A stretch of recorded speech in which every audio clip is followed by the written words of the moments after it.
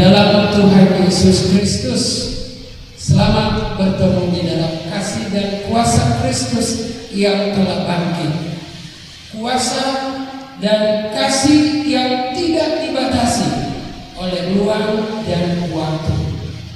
Dalam kesempatan yang berbahagia ini, ibadah perayaan Paskah Yayasan Alumni Kristen Politeknik Medan, meskipun dalam suasana dan keadaan yang agak menyedihkan oleh karena wabah corona atau COVID-19, maka kita memberi waktu kita, mengarahkan hati dan pikiran kita untuk merenungkan kembali dan menyimak makna kebangkitan Kristus bagi dunia, bagi IAKPM, dan bagi kita pribadi lepas pribadi, dengan tema mencintai hingga terluka.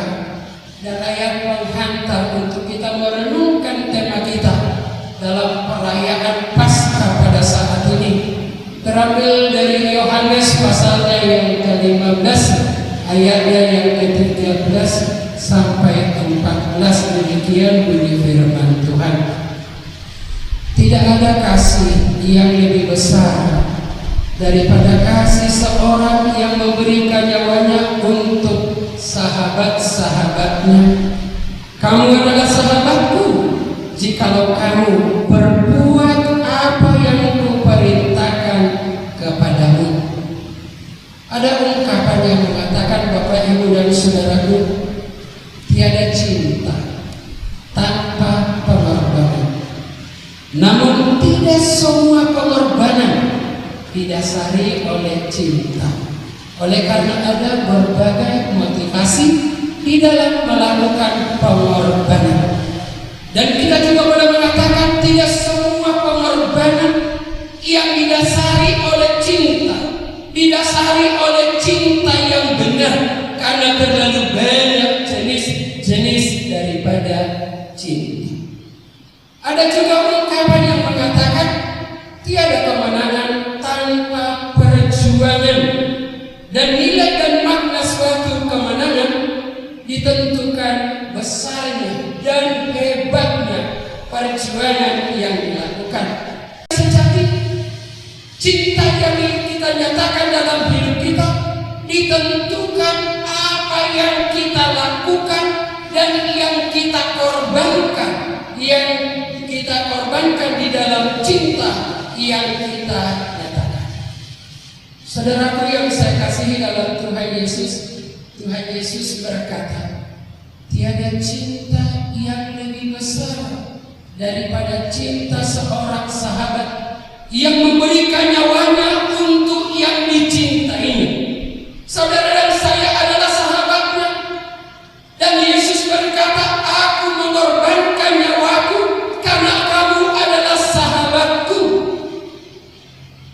Itu berarti, saudaraku, Yesus berkata, karena cintaku kepadamu, aku tidak hanya mencintai hingga terluka, tetapi memberikan nyawaku kepadamu karena cintaku kepadamu.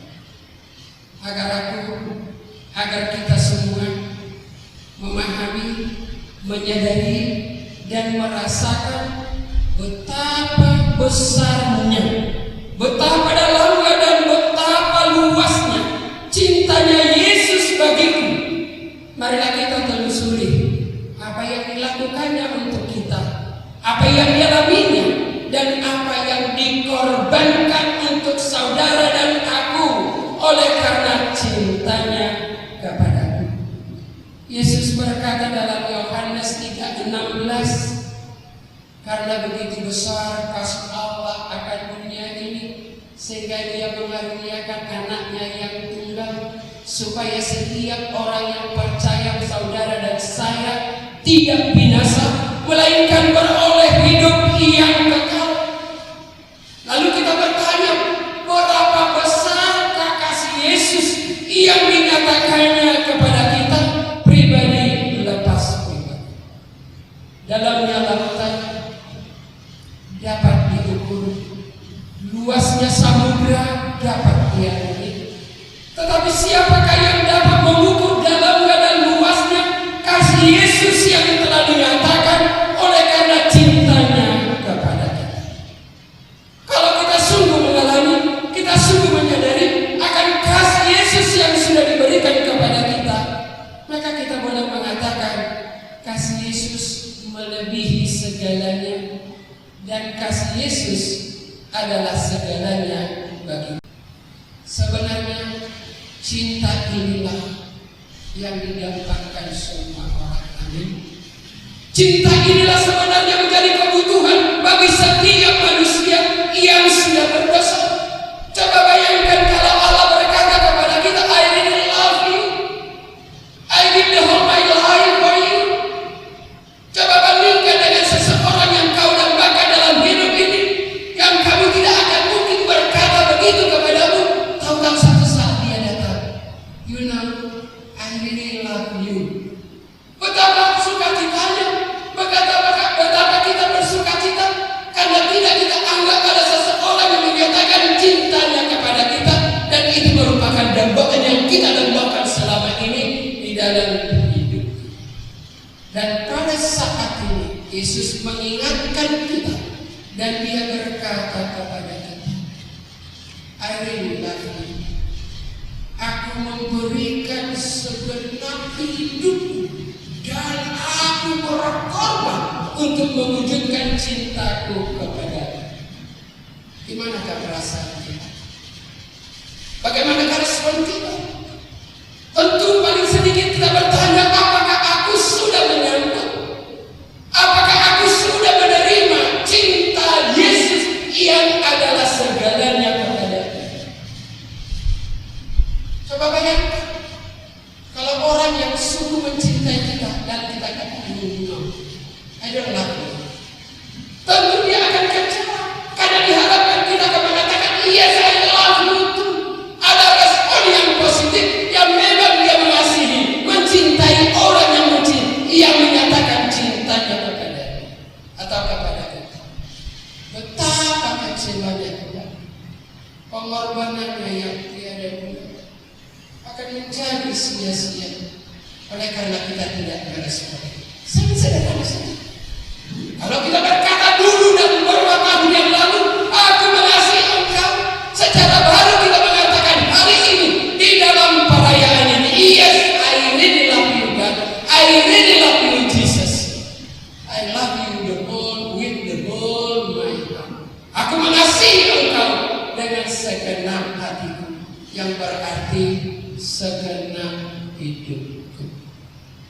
Jemaat Tuhan yang saya kasih dalam Tuhan Yesus Kristus, sekarang dalam perayaan ini secara khusus, Yesus berkata kepada kita, kepadaku, inilah yang kukorbankan. Saudaraku, seorang berziarah ke Yerusalem, dia mau menyadari, dia mau menghayati pengorbanan dan penderitaan Yesus baginya. Wah, positif sekali. Dia menelusuri jalan Via Dolorosa sampai ke Golgota. Tentu dia ingat semua peristiwa yang dialami Yesus di jalan Getsemani menaik ke Golgota. Iya, setelah dia sampai di Golgota, saudaraku, dia berdoa. Dia berkata, oh Tuhan Yesus, kini aku menyadari betapa besar pengorbananmu oleh karena cintamu kepadaku. Sekarang ya Tuhan, aku rindu membalas cintamu. Aku mau memikul salibmu. Aku mau menderita oleh karena cintaku kepadamu. Oleh sebab itu tunjukkanlah ya Tuhan salib yang saya harus pikul. Wah, positif sekali. Seharusnya memang begitu. Lalu dalam penglihatan dia melihat salib yang besar. Spontan dia berkata, Tuhan itu terlalu besar, yang kecil-kecil saja. Mungkin kita tidak berkata demikian, tapi kenyataannya di dalam hidup kita, itu yang kita lakukan.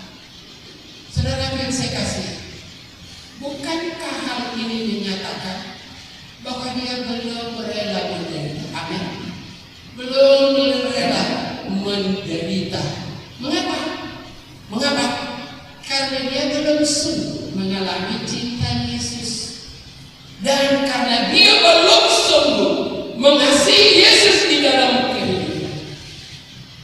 Ya tentu kalau kita belum menerima Yesus, cinta yang benar gak mungkin kita mencintai orang dengan benar, apalagi mencintai Tuhan dengan benar. Kalau kita tidak mempunyai cinta yang hidup di dalam hidup kita, tentu kita akan melakukan sesuatu tidak dengan sukacita, tetapi ada rasa enggan. Dan inilah yang terjadi bagi banyak kehidupan orang.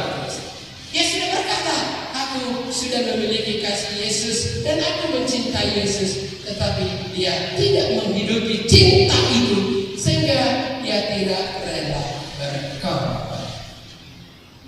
Karena bagi setiap orang percaya, termasuk kita semua yang merayakan Paskah hari ini, yang sudah mengalami cinta Yesus, kebangkitan Kristus bagi persekutuan IAKBM. Apakah makna kebangkitan Kristus bagi keluargaku, bagi profesiku, bagi pekerjaanku dan sebagainya, dan di dalam kehidupanku sehari-hari? Mari kita menyimak satu persatu, meskipun ini adalah pokok yang sangat besar, tetapi kita melihat beberapa pokok sehingga kita punya pemahaman akan makna yang kita rayakan pada saat ini. Yang pertama, Bapak, Ibu, dan Saudaraku, Kristus mati, Allah mati, tapi Kristus bangkit, berarti Allah bangkit. Kalau Allah bangkit, berarti aku punya Tuhan yang hidup. Amin. Coba bayangkan kalau dia tidak bangkit, berarti kita punya Tuhan yang mati. Bagaimana Tuhan yang mati melakukan sesuatu? Berarti apa yang dilakukannya adalah segalanya sia-sia. Tetapi oleh karena dia bangkit, apa yang dilakukannya digenapi dan diwujudkan. Sehingga aku berkata, aku mempunyai Allah yang hidup. Berarti Allah yang berkuasa melakukan segala sesuatu. Allah kuasa melakukan segala perkara. Allahku maha kuasa. Coba dengar sini. Kalau kita mengklaim dan meyakini bahwa kita punya Allah yang hidup, apakah artinya yang nyata dalam hidup kita sehari-hari? Aku berkata dengan penuh keyakinan, Allah menyelamatkan aku dengan pasti. Dia menyelamatkan aku dengan cinta yang besar, dan dia sungguh mengasihi aku.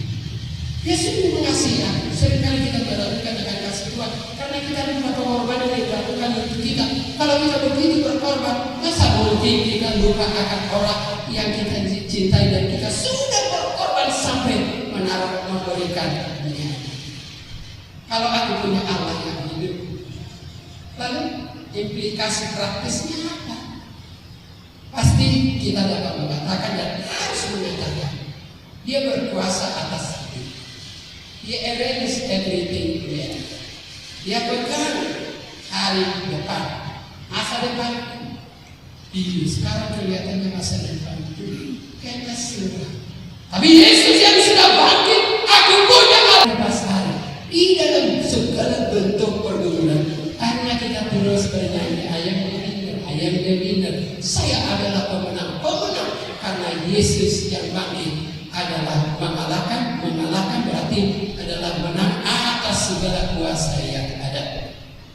Tinggal 2 poin singkat lagi. Ya, saya kata sudah ada yang mulai bosan nih, apalagi nonton begini. Gak sesuatu yang mudah. Kalau lain mungkin juga ya. Yang ketiga, kuasa kebangkitan Kristus memberikan jaminan ada kasih. Sebab dia hidup ada hari Yesus. Sebab dia hidup, ku tak gentar. Luar biasa. Dia memberikan hari besok yang lebih baik daripada hari ini. Berarti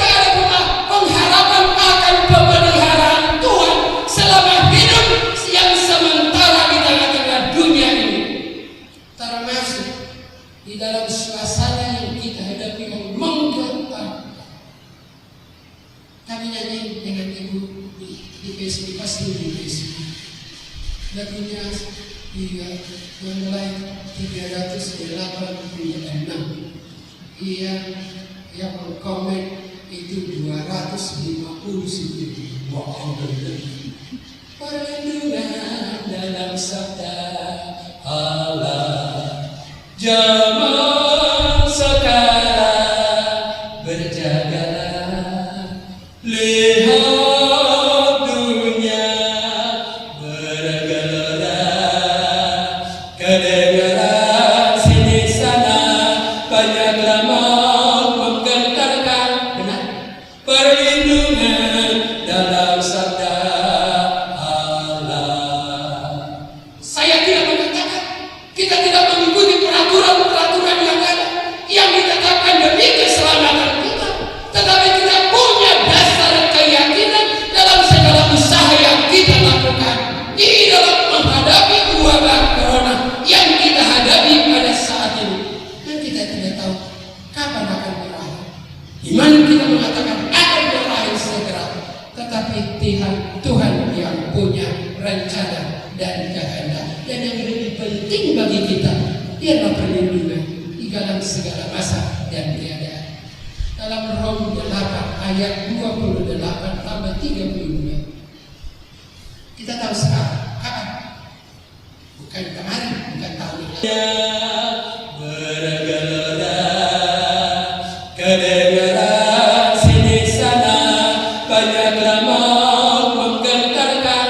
Benar, perlindungan dalam sabda Allah.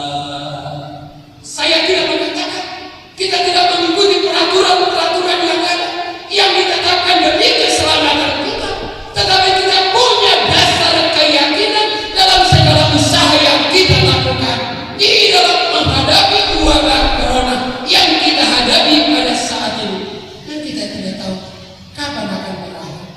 Iman kita mengatakan akan berakhir segera, tetapi Tuhan yang punya rencana dan kehendak, dan yang lebih penting bagi kita ialah perlindungan di dalam segala masa dan keadaan. Dalam Rom 8 ayat 28 tambah 32, kita tahu sekarang kapan? Bukan kemarin, bukan tahun lalu. We know bentuk present bahwa Allah turut bekerja di dalam segala perkara, di dalam segala hal bagi orang yang mengasihi Tuhan dan yang hidup menurut rencana Tuhan. Tujuannya hanya satu, mendatangkan kebaikan. Kebaikan bagi siapa? Bagi orang yang mengasihi Dia dan yang hidup menurut rencana Tuhan. Lalu ayat 32 Rom 8 dikatakan, kalau Allah tidak menyayangkan anaknya sendiri tetapi memberikannya, bagaimana mungkin Dia tidak mengaruniakan segala sesuatu bersama-sama dengan Dia? Keselamatan di sana yang tidak mungkin dilakukan manusia, yang paling berharga yang tidak bisa dilakukan manusia, sudah diberikan Tuhan kepada kita. Apalagi hidup yang sementara di dalam dunia ini, pasti Tuhan pelihara. Jadi ada harapan. Ada harapan. Kalau orang yang berharap, dia punya kekuatan, benar. Tapi coba kalau hopeless, tidak ada harapan, iya, akhirnya harap-harap cemas. Iya, akhirnya mati lemas. Coba begitu banyak khawatir, bingung, ketakutan, secara waktu. Bukanlah situasi yang dihadapi sekarang, benar. Tapi kalian bisa lihat tiada, enggak. Memang kita waspada. Tapi kita juga boleh berkata, kalau itu kehendak Tuhan begitu, aku sudah bercakap, aku melindungi diriku, aku sudah menuruti peraturan. Tapi toh aku mati oleh kami. Itulah cara Tuhan untukku. Kita tidak perlu takut. Toh hidup kita sementara tertuju kepada tujuan hidup yang kekal yang Tuhan sediakan bagi kita. Dalam 1 Korintus 15, 19, 20 dan 32 dikatakan, kalau Kristus tidak bangkit, kita adalah manusia yang paling mahal. Kenapa? Kalau hanya mati gak bangkit-bangkit, iya, tentu gak ada artinya apa yang sudah dilakukan Yesus, dan kita masih tetap tinggal dalam dosa kita.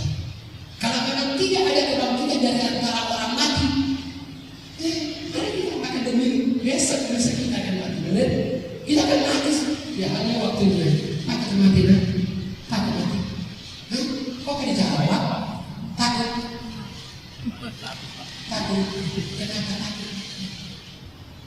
Susah dijawab, terlalu banyak jawabannya. Kata dia sesuai dengan situasi hidup yang dia hidupi.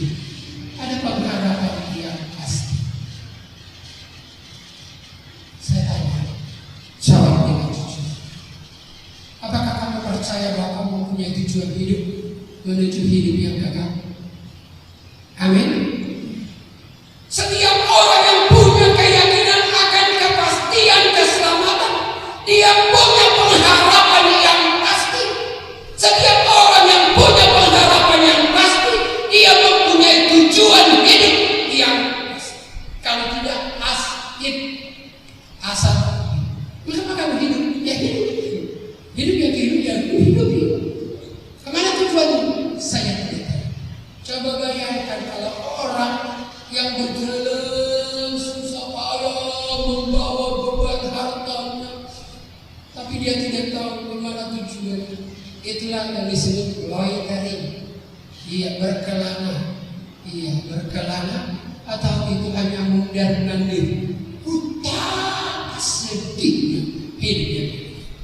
Saya yakin dan percaya bahwa ia punya keyakinan yang sama dengan saya, bahwa setiap orang kalau dia punya tujuan yang pasti, maka tujuannya itu yang menentukan sikap, perbuatan, perkataan dan tingkah hidupnya selama dia hidup dalam hidup sementara. Ya penuh sungguh, kalaupun ada jalan ini penuh dengan kerikil-kerikil tajam, aku sebenarnya enggan untuk melangkah, tetapi karena aku punya tujuan yang jelas, aku akan melangkah sekalipun lambat, namun pasti. Adakah katakan? Kalau tidak, mudah sekali mundur. Mengerti mundurnya? Begitu mudah menyimpang. Apalagi godaan yang begitu menggiurkan. Asal. Kenapa kamu hidup? Ya hidup. Hidup ya hidup ya hidup. Kemana tujuannya? Saya tidak tahu. Coba bayangkan kalau orang yang berjalan susah payah membawa beban hartanya, tapi dia tidak tahu kemana tujuannya. Itulah yang disebut loitering. Ia berkelana, atau itu hanya mundar-mandir. Betapa sedihnya hidupnya. Saya yakin dan percaya bahwa ia punya keyakinan yang sama dengan saya, bahwa setiap orang kalau dia punya tujuan yang pasti, maka tujuannya itu yang menentukan sikap, perbuatan, perkataan dan tingkah hidupnya selama dia hidup dalam hidup sementara. Ya penuh sungguh, kalaupun ada jalan ini penuh dengan kerikil-kerikil tajam, aku sebenarnya enggan untuk melangkah, tetapi karena aku punya tujuan yang jelas, aku akan melangkah sekalipun lambat, namun pasti. Adakah katakan? Kalau tidak, mudah sekali mundur. Mengerti mundurnya? Begitu mudah menyimpang. Apalagi godaan yang begitu menggiurkan di tengah-tengah ini. Bahkan ada banyak orang Kristen sudah memiliki keselamatan. Dia gantikan keselamatan hidup yang kekal dengan keselamatan yang sementara dan yang tidak berarti di tengah-tengah dunia. Maka setiap orang punya tujuan yang pasti. Dia pasti mengatakan, anak-anak muda masih belum menikah, sangat tidak akan meninggalkan cinta Yesus hanya oleh karena segelintir cinta dari manusia. Amin. Gampang. Ada satu ketetapan berkata, kenapa? Aku tahu aku punya sesuatu yang berharga yang tidak bisa diberikan oleh dunia, dan itulah yang diberikan Yesus kepada. Itulah sebabnya Bapak Ibu Saudara, ketika dinasihatkan dalam Ibrani pasalnya yang ke-12, ya Ibrani 6 ayat 11-12. Aku mau saudaraku supaya kamu menjadikan pengharapan itu sesuatu milik yang pasti, supaya kamu sungguh-sungguh dan teguh sampai akhir. Ibrani 10 ayat 35 berkata, jangan lepaskan pengharapan. Kenapa? Karena besar ubah yang menantinya. Dia yang berjanji adalah setia, tidak pernah mencintai hingga terluka tetapi aku mencintai engkau sampai mati di kayu salib. Apakah engkau sudah mempunyai cinta yang sejati itu? Jawab dengan jujur. Dan apakah engkau sudah memiliki kepastian keselamatan? Berarti memiliki tujuan hidup yang pasti. Hidup adalah sementara. Kemana kita melangkah? Kemana akhir hidup kita? Bagaimana perjalanan hidup kita? Ditentukan sahabat kita. Kita bertanya Bapak Ibu dan Saudaraku, apakah aku masih menghidupi keyakinan, menghidupi cinta yang sejati, dan menghidupi keselamatan dan pengharapan yang diberikan Kristus kepadaku? Mari kita coba beberapa pertanyaan ini. Kalau kita lalu lakukan komitmen yang baru, nyatakan isi hatimu apa adanya di hadapan Kristus yang berkata kepadamu, aku sungguh mencintai engkau dengan cinta yang sejati. Kristus sudah bangkit. Marilah kita membaharui komitmen dan kesungguhan kita untuk menghidupi, mengerjakan keselamatan yang Tuhan sudah berikan bagi kita. Kristus telah bangkit, marilah kita pergi bermisi untuk Dia yang sudah bangkit dalam berbagai-bagai bentuk. Pengurus YKPN mempunyai sebuah program pelayanan dan secara khusus dalam rangka perayaan Natal, perayaan Paskah ini, untuk mengumpulkan dana yang akan disumbangkan kepada orang yang membutuhkan, apalagi sesuai dengan wabah yang sangat menakutkan, supaya banyak orang selamat. Tetapi tidak hanya selamat secara fisik, tapi juga mereka mengalami keselamatan yang daripada Tuhan. Yesus yang sudah mencintai hingga terluka dan bahkan menyerahkan nyawanya mati di kayu salib menyelamatkan aku. Tuhan, ayat 6 sampai 8.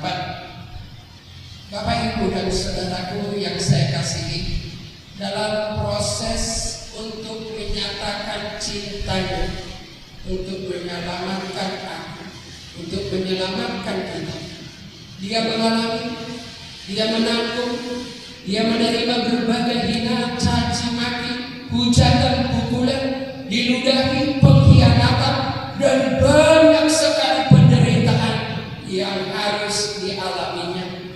Dan kita boleh mengatakan Bapak Ibu, proses cintanya berpuncak di Getsemani, di mana Yesus berdoa, bergumul di hadapan Bapa, karena Dia tahu apa yang akan dialami, penderitaan yang luar biasa secara manusia.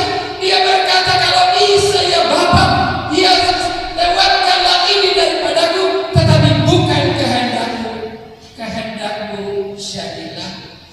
Oleh karena pergumulan yang sangat berat, oleh karena penderitaan yang sudah terpampang di hadapannya, Dia meneteskan keringat bercampur darah, menunjukkan betapa berat penderitaan yang dialami. Oleh karena sebentar lagi Dia akan disalibkan. Kemudian proses cintanya kepada kita, Dia berpuncak di jalan Via Dolorosa, jalan sengsara, jalan pelampiasan semua kebijakan manusia dan kebencian, dan akhirnya Dia mati di bukit Golgota. Penyaliban di antara dua orang kita, tercurah darah yang tidak berdosa. Dia yang tidak mengenal dosa dijadikannya menjadi dosa, agar kita beroleh kebenaran dan kita boleh diselamatkan dari murka Allah oleh karena dosa-dosa. Tiada lagi penderitaan yang Dia tidak tahu Kejahatan perbuatan manusia tidak ada lagi yang tidak ditangguhkan kepada Yesus oleh karena cintanya kepada, oleh karena cintanya kepada saudara, Bapak dan Ibu. Saudaraku yang saya kasihi dalam Tuhan Yesus Kristus, mari kita renungkan sejenak. Seharusnya akulah yang mengalami semuanya itu sebagai orang yang berdosa, tetapi Yesus rela menggantikan aku.